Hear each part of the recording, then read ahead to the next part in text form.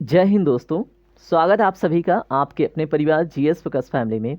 दोस्तों, आज के इस वीडियो सेशन के माध्यम से हम सरकार के आगामी लक्ष्यों को देखेंगे और यहाँ से अनिवार्यतः आपके एग्जाम में 1 से 2 प्रश्न बनते ही बनते हैं। तो आजकल के एग्जाम ट्रेंड को देखकर ये सेशन तैयार किया गया है। चलिए स्टार्ट करते हैं। यहाँ पे पहला जो प्रश्न है, पहला प्रश्न देखिए क्या है। केंद्र सरकार ने किस वर्ष तक भारत में 220 नए हवाई अड्डे बनाने का लक्ष्य रखा है? तो दोस्तों, इसका जो राइट आंसर है वो है आपका ऑप्शन नंबर ए, 2025 तक। ठीक है। भारत में अभी कितने हवाई अड्डे कार्यरत हैं? तो अभी 148 हवाई अड्डे कार्यरत हैं। आपको इतना याद रखना, 2025 तक 220 नए हवाई अड्डे बन जाएंगे। उसके बाद अगला टॉपिक क्या है। केंद्र सरकार ने किस वर्ष तक भारतीय रेलवे को पूर्णतः हरित ऊर्जा से चलाने का लक्ष्य रखा है? तो दोस्तों, इसमें जो राइट आंसर है वो है आपका ऑप्शन नंबर ए, 2030 तक। ठीक है। तो 2030 तक जो भारतीय रेलवे है वो शून्य कार्बन उत्सर्जक एक तरह से बनने का लक्ष्य रखा हुआ है। तो आप याद रखेंगे। प्रश्न नंबर 3 देखिए क्या है। भारत ने किस वर्ष तक गैर जीवाश्म ऊर्जा स्रोत से 40% ऊर्जा दक्षता प्राप्त करने का लक्ष्य रखा है? अब ये गैर जीवाश्म ऊर्जा स्रोत क्या है? तो दोस्तों, जहाँ से प्रदूषण कम हो और वो चीज़ें खत्म ना हो और वो जीवाश्म से उत्पन्न ऊर्जा ना हो। जैसे पेट्रोलियम, डीजल वगैरह जीवाश्म से उत्पन्न होता है। तो अब बात होती है कि गैर जीवाश्म क्या है? तो सूर्य की रोशनी से जो ऊर्जा प्राप्त हो, ठीक है, विंड से जो ऊर्जा प्राप्त हो, और भी जैसे मान लीजिए एक तरह से अभी देखेंगे जियो थर्मल से जो एनर्जी प्रोड्यूस हो रही है कश्मीर साइड में ना। तो इन सबों से 40% ऊर्जा दक्षता प्राप्त करने का लक्ष्य 2030 तक रखा गया है। ठीक है, तो याद रखेंगे आप। प्रश्न नंबर 4 के रूप में देखिए क्या है। केंद्र सरकार ने किस वर्ष तक भारत को दुनिया के शीर्ष 3 अर्थव्यवस्थाओं में शामिल करने का लक्ष्य रखा है? तो दोस्तों, इसका जो राइट आंसर है ऑप्शन नंबर डी है, 2025 तक। ठीक है। तो आप याद रखेंगे, आपसे प्रश्न ऐसे भी बन सकता है कि 5 ट्रिलियन, ठीक है, अमेरिकी डॉलर की अर्थव्यवस्था का लक्ष्य कब तक भारत रखा है? तो 2025 तक। ठीक है, तो याद रखिएगा। प्रश्न नंबर 5 के रूप में देखिए क्या टॉपिक है। भारत ने किस वर्ष तक $1 ट्रिलियन मूल्य की सेवाओं के निर्यात का लक्ष्य रखा है? तो दोस्तों, याद रखेंगे, ऑप्शन नंबर सी करेक्ट है, 2030 तक। ठीक है, वेरी वेरी इंपॉर्टेंट आज का सेशन है। अगर आपको सेशन पसंद आए तो आप वीडियो को लाइक कर लेना। ठीक है। अगर आपको ना बहुत सारी चीज़ें ऐसी चाहिए, अथेंटिक चीज़ें चाहिए, फ्री में पीडीएफ, और एक तरह से फ्री कुछ नहीं होता, मतलब आप जुड़ेंगे फैमिली से तो आपका ही है सब कुछ। ठीक है, तो सारी चीज़ें यहाँ पे आपको अवेलेबल हो जाती हैं। ठीक है, तो आप जरूर जुड़िएगा। यहाँ पे देखें, भारत का लक्ष्य 2030 तक $1 ट्रिलियन का व्यापारिक निर्यात हासिल करना है। ठीक है, किसमें दोस्तों? सेवाओं के निर्यात में। ठीक है, तो इतना ही इंपॉर्टेंट है आपके एग्जाम के दृष्टिकोण से। चलिए बात करते हैं अगले टॉपिक पे। अगला टॉपिक, अगला प्रश्न है, भारत ने वर्ष 2022 में अपने वार्षिक निर्यात लक्ष्य को पार कर लिया है। ठीक है, तो वो था क्या एक्चुअली? तो दोस्तों, $400 बिलियन का लक्ष्य था। ठीक है, तो भारत ने वर्ष 2022 में अपने वार्षिक निर्यात लक्ष्य को पार कर लिया है, मतलब 400 बिलियन का जो उसका टारगेट था उसको 2022 में ही पार कर लिया था। ठीक है, तो याद रखिएगा। भारत ने किस वर्ष तक 100 मिलियन टन कोयला गैसीकरण प्राप्त करने का लक्ष्य रखा है? तो दोस्तों, कोल गैसिफिकेशन आपने न्यूज़ में सुना होगा, तो 100 मिलियन टन की बात हो रही है। तो ये टारगेट 2030 तक का है, यानी कि ऑप्शन नंबर बी करेक्ट होगा। ठीक है, तो भारत ने 2030 तक 100 मिलियन टन कोयला गैस, जैसे होता है ना कोल गैसिफिकेशन, ठीक है, तो उसको हासिल करने का लक्ष्य रखा है 2030 तक। ठीक है, मोस्ट इंपॉर्टेंट है, आपसे यहाँ से प्रश्न बन सकता है। इस लक्ष्य को हासिल करने के लिए 2020 में कोयला गैसिफिकेशन यानी कोयला गैसीकरण मिशन शुरू हुआ था। तो आपसे प्रश्न बने कि ये जो कोल गैसिफिकेशन मिशन है इसकी शुरुआत कब हुई थी? तो 2020 में। ठीक है, याद रखिएगा, उम्मीद है आपको याद हो गया। प्रश्न नंबर 8 के रूप में देखें अगला क्या है। भारत ने किस वर्ष तक 450 गीगावाट नवीकरणीय ऊर्जा स्थापित करने का लक्ष्य रखा है? तो दोस्तों, इसका राइट आंसर है आपका ऑप्शन नंबर बी, 2030 तक। ठीक है, तो 450 गीगावाट का जो लक्ष्य है, ठीक है, वो भी किससे दोस्तों? नवीकरणीय ऊर्जा। तो अभी हमने नवीकरणीय ऊर्जा बात किया ना, जो आजकल जैसे सोलर प्लेट का ट्रेंड है कि सोलर प्रोजेक्ट, इन सब चीज़ों से, विंड एनर्जी से, उसके बाद जियो थर्मल एनर्जी से, आजकल बहुत सारी चीज़ें हैं ना, वहाँ से ऊर्जा जो प्रोड्यूस करवा रहा है सरकार। ठीक है, मतलब एक तरह से आपने भी देखा होगा कैसे आजकल भारत आगे बढ़ रहा है इन सब क्षेत्रों में। तो 450 गीगावाट का लक्ष्य 2030 तक, मतलब एक तरह से क्या किया जाएगा? अचीव किया जाएगा। तो टारगेट याद रखिएगा 2030। ठीक है, बिजली उत्पादन में जो अक्षय ऊर्जा की हिस्सेदारी है वो 40% तक बढ़ाना है। अक्षय ऊर्जा मतलब जिसका क्षय न हो, जैसे अब सूर्य का क्या ही क्षय होगा, है ना, तो सूर्य का वैसे 6 होगा, लेकिन बहुत ज़्यादा समय लग जाएगा। ठीक है, तो आप याद रखिएगा। चलिए बात करते हैं प्रश्न नंबर 9 के ऊपर। भारत ने किस वर्ष तक 50% स्वच्छ ऊर्जा हिस्सेदारी का लक्ष्य रखा है? तो दोस्तों इसका जो राइट आंसर होगा वो आप कमेंट करके अवश्य बताएंगे। ठीक है, नहीं तो फिर जान लीजिए, मैं ही बता देता हूँ। इसका राइट आंसर है ऑप्शन नंबर बी, 2030 तक। ठीक है, तो भारत ने किस वर्ष तक 50% स्वच्छ ऊर्जा हिस्सेदारी का लक्ष्य रखा है? तो 2030 तक। ठीक है, तो याद रख लीजिएगा। प्रश्न नंबर 10 के रूप में देखिए अगला प्रश्न। भारत ने किस वर्ष तक मत्स्य निर्यात को 1 ट्रिलियन तक बढ़ाने का लक्ष्य रखा है? ठीक है, तो यहाँ पे बात हो रही है मछली का जो एक्सपोर्ट किया जाता है ना, तो उसमें 1 ट्रिलियन तक बढ़ाने का लक्ष्य रखा गया है 2024-25 तक। ठीक है, यानी कि इसी फिनेंशियल ईयर में ये कंप्लीट करना होगा भारत को। ठीक है, अब इससे जुड़ी कुछ अन्य महत्वपूर्ण बातें यहाँ पे देखें। भारत अपनी प्रसंस्करण क्षमता बढ़ाकर उच्च मूल्य वर्धित उत्पादों की ओर रुख करके अगले 2 वर्षों में समुद्री उत्पाद जो निर्यात है उसमें 1 ट्रिलियन रुपए तक पहुंचने का लक्ष्य बना रहा है 2024-25 में। 2022-23 में समुद्री उत्पादों का निर्यात 8.09 बिलियन डॉलर था। ठीक है, यानी कि 63,969 करोड़ रुपए था। तो आप याद रखेंगे। और अप्रैल फरवरी में इस क्षेत्र से निर्यात सालाना आधार पर 7.5% घटकर 6.8 बिलियन डॉलर रह गया था। ठीक है, लेकिन इस बारी इसको कितना करना है? 1 ट्रिलियन रुपीस का। ठीक है, तो याद रखिएगा। प्रश्न नंबर 11 देखें। प्रश्न नंबर 11 के रूप में अगला टॉपिक क्या है? केंद्र सरकार ने किस वर्ष तक भारत से मलेरिया को पूरी तरह से खत्म करने का लक्ष्य रखा है? तो इसमें जो राइट आंसर है आपका ऑप्शन नंबर बी है, 2030 तक। ठीक है, और यहाँ पे देखें इस लक्ष्य को अचीव करने के लिए शुरुआत कब की गई थी, ऐसा प्रश्न बने तो 11 फरवरी 2016 को इसकी नींव रखी गई थी और टारगेट 2030 है। इतनी बातें अगर आपको याद है तो आपसे एग्जाम में प्रश्न बन जाएगा। ठीक है, प्रश्न नंबर 12 देखिए क्या है। केंद्र सरकार ने किस वर्ष तक भारत को खेल राष्ट्र बनाने का लक्ष्य रखा है? तो दोस्तों इसमें राइट आंसर 2047 तक। कब तक दोस्तों? 2047 तक। प्रश्न नंबर 13 देखिए क्या है। केंद्र सरकार ने किस वर्ष तक प्रति लाख जीवित जन्म जो मातृ मृत्यु अनुपात है, जिसको हम क्या बोलते हैं? Maternal mortality ratio. ठीक है, तो इसमें क्या है कि 70 इसका लक्ष्य प्राप्त करना है। यानी कि 1 लाख बच्चे जब पैदा हो तो केवल 70 महिलाओं का ही एक तरह से मृत्यु हो। ठीक है, हो जाता है प्रेग्नेंट, जब बच्चा डिलीवरी के समय में बहुत सारी माताएं अपनी जान खो देती हैं। ठीक है, तो उसका जो टारगेट है 70 प्राप्त करना है। ये कब तक करना है? तो इसमें राइट आंसर है 2030 तक। ठीक है, तो याद रखिएगा। अब यहाँ पे देखें, चलिए इसके ऊपर तो हमने बात कर लिया है। प्रश्न नंबर 14 देखिए क्या है। केंद्र सरकार ने किस वर्ष तक भारत को ऊर्जा स्वतंत्र बनाने का लक्ष्य रखा है? इसका right answer option number A है, 2047 तक। ठीक है, तो याद रखेंगे केंद्र सरकार ने भारत को ऊर्जा स्वतंत्र बनाने का लक्ष्य 2047 तक रखा है। इसके मतलब कुछ इंपॉर्टेंट बातें हैं वो देख लीजिए क्या है।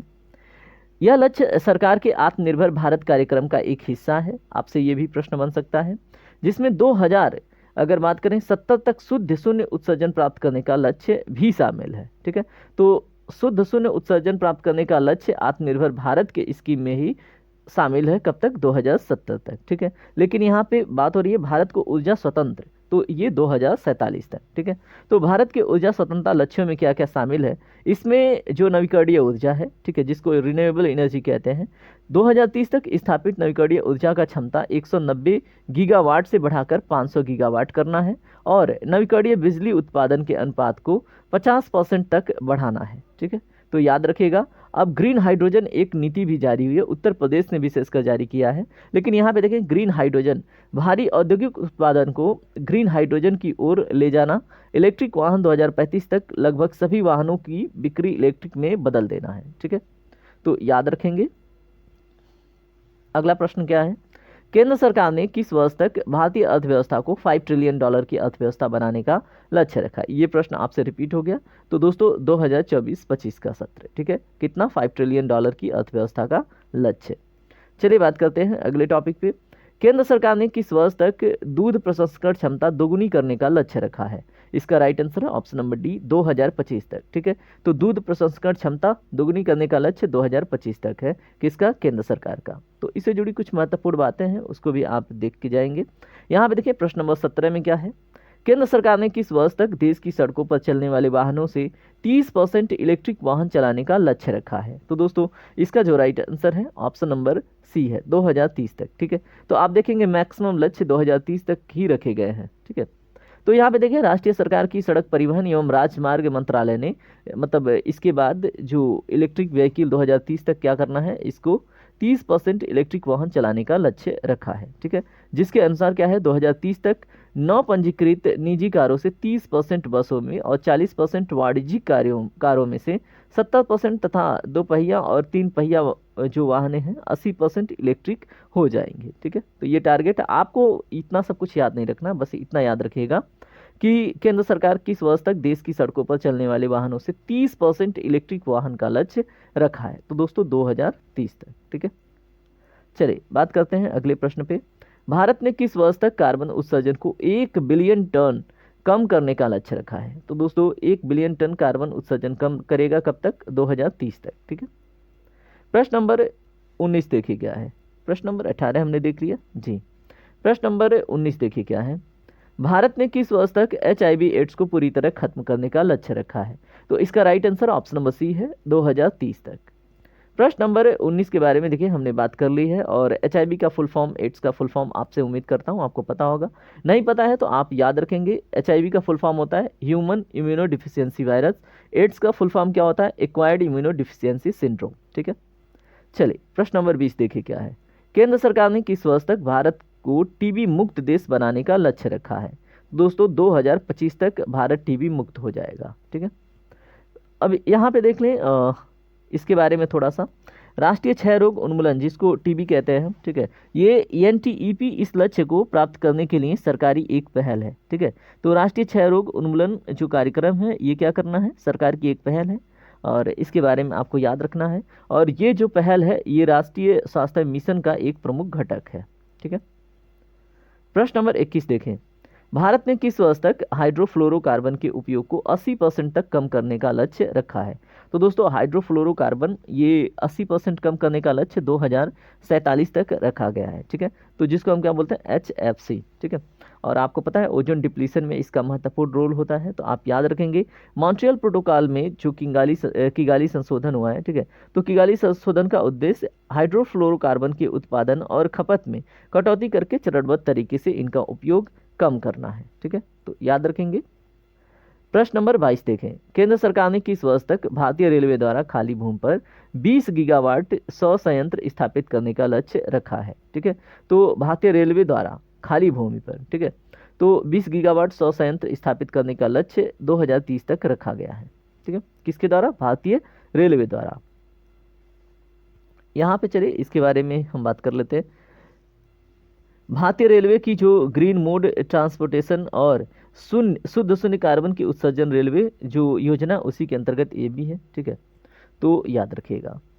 केंद्र सरकार ने कब तक भारत को पंचप्रण बनाने का लक्ष्य रखा है? दोस्तों इसमें जो राइट आंसर है ऑप्शन नंबर सी है, 2047 तक। अब यहाँ पे देखें, प्रधानमंत्री नरेंद्र मोदी ने 15 अगस्त 2022 को 76वें स्वतंत्रता दिवस के अवसर पर 2047 तक भारत को पंचप्रण बनाने की घोषणा की है। पंचप्रण अब है क्या? आपसे ऐसा प्रश्न अगर बन जाए तो 2047 तक क्या करना है? भारत एक विकसित राष्ट्र बन जाएगा, और हमें भारत की विरासत पर गर्व होना चाहिए। गुलामी के पूरे जो एक तरह से देखें दौर को खत्म करना होगा, एकता को बनाए रखना होगा, और हमें अपने कर्तव्य को भी पहचानना होगा। यही पंचप्रण है। क्या क्या करना है दोस्तों? भारत एक विकसित राष्ट्र बन जाएगा, एक हो गया। भारत की विरासत पर हमें गर्व होगा, दो हो गया।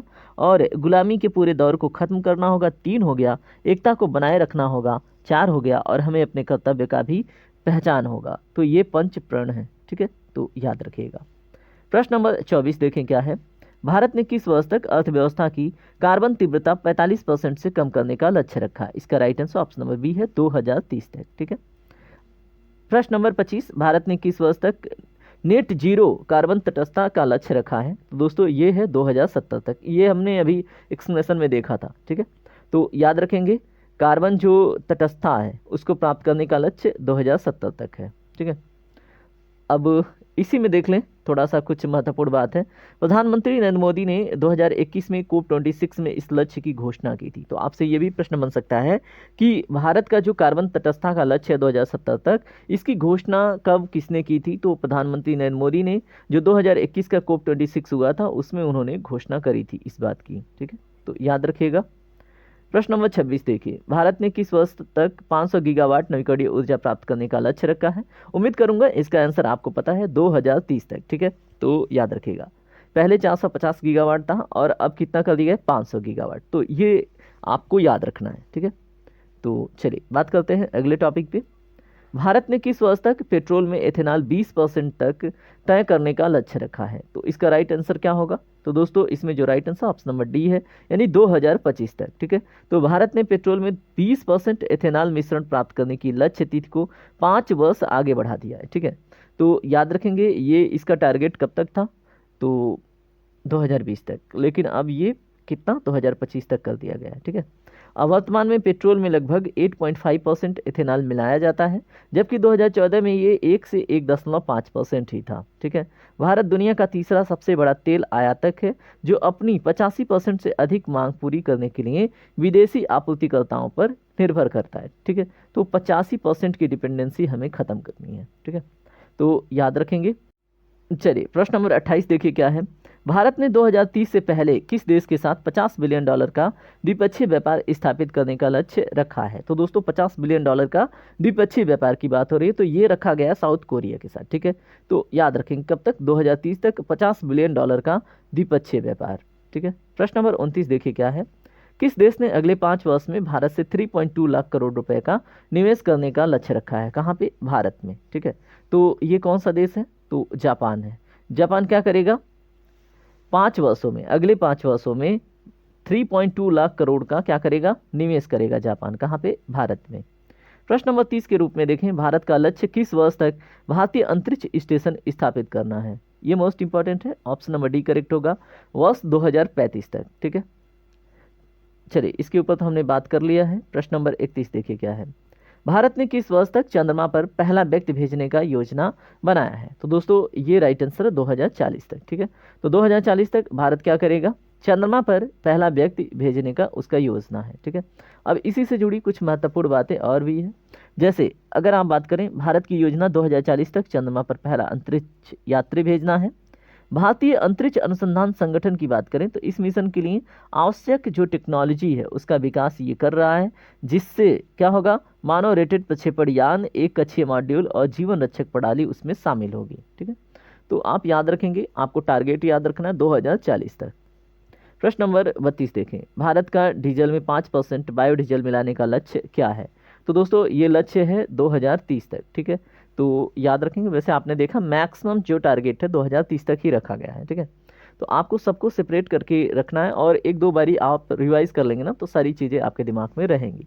तो यहाँ पे वनस्पति तेले, पीले ग्रीस, प्रयुक्त खाना पकाने के लिए तेलों या पशु वसा से उत्पादित बायोडीजल डीजल की तुलना में 11% कम कार्बन मोनोऑक्साइड और 10% कम कण ये क्या करता है, उत्सर्जित करने वाला पदार्थ होता है। ठीक है, तो याद रखेंगे 5% का आपको टारगेट याद रखना है 2030 तक बायोडीजल। अब बायोडीजल होता क्या है दोस्तों, जैसे आपने जेट्रोफा का नाम सुना होगा, किसका, जेट्रोफा। तो जेट्रोफा से क्या प्राप्त किया जाता है, बायोडीजल। ठीक है, और उसके बाद आपने देखा होगा जो गन्ने का होना ना, खोई वगैरह, ठीक है, उससे भी कहीं ना कहीं बनाते हैं बायोडीजल।